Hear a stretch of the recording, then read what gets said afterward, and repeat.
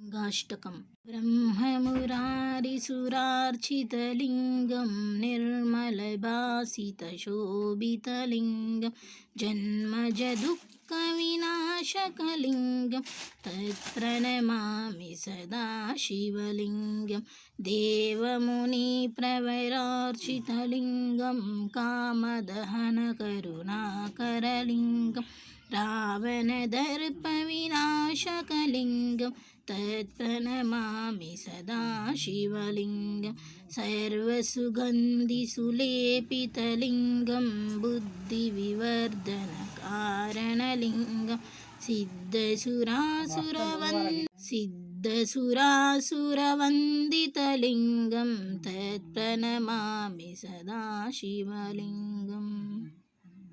कनकमहामणिभूषितलिङ्गं फणिपतिवेष्टितशोभितलिङ्गं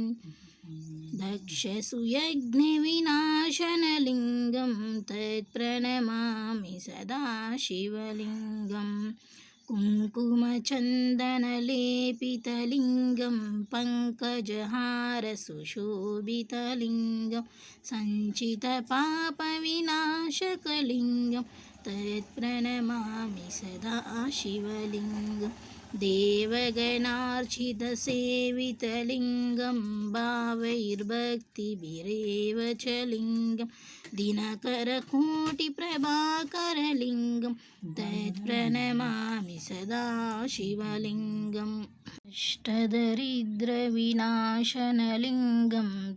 प्रणमामि सदा शिवलिङ्गं सुरगुरुसुरवरपूजितलिङ्गं सुरवनपुष्पसदार्चितलिङ्गं परमपदं परमात्मकलिङ्गं तत्प्रणमामि सदा शिवलिङ्गं